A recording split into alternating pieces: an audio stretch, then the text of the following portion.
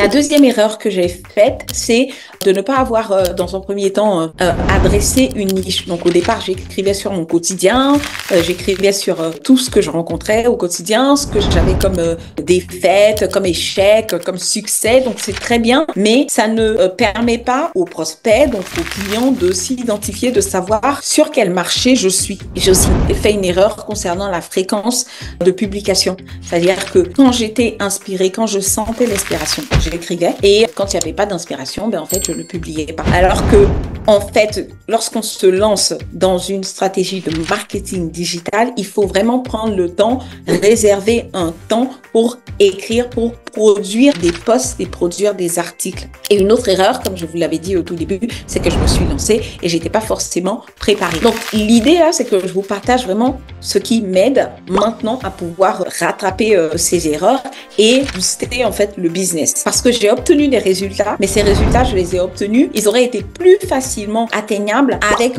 beaucoup plus de marketing. Et donc, il y a 2 livres que je vous recommande vraiment, qui sont très bien. Vous pouvez payer des formations sur Internet, mais je pense que ces 2 livres, ils sont vraiment très intéressants parce que les formations, c'est vraiment la redite de ce qu'il y a dans ces livres.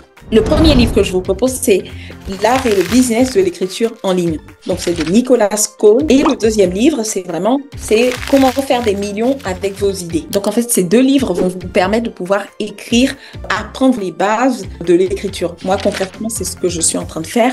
Apprendre à écrire concrètement des posts parce qu'il y a des techniques à mettre en place. Et les indispensables lorsqu'on fait de la stratégie marketing, c'est l'automatisation parce que concrètement, on perd énormément de temps à vouloir poster ces publications tous les jours et c'est beaucoup plus simple de les planifier. La deuxième chose qu'il faut faire, c'est vraiment déterminer les plateformes sur lesquelles vous allez écrire. Concrètement, moi, je vous conseille d'écrire sur des plateformes telles que LinkedIn parce qu'elles sont professionnelles et elles permettent de pouvoir atteindre les cibles. Dans le conseil en informatique, nos cibles, elles sont sur LinkedIn directement. Donc, vous pouvez écrire des articles ou publier des newsletters. Ce que je vous propose aussi, pour ceux qui sont à l'aise et qui voudraient bien développer en fait cette compétence de la prise de parole en public, c'est de publier des contenus sur YouTube. Parce que YouTube vraiment permet d'asseoir une certaine autorité et complète la réputation. Et après, ce qui est indispensable, c'est de définir votre fréquence de publication et de vous y tenir. Concrètement, moi, j'ai fait cette erreur de varier les fréquences. Mais en fait, c'est vraiment important d'avoir une fréquence de publication et de s'y tenir. Ensuite, il faut aussi avoir de la discipline, du coup, pour pouvoir mettre en place cette fréquence de publication et la respecter tout au long de l'année et au fil du temps.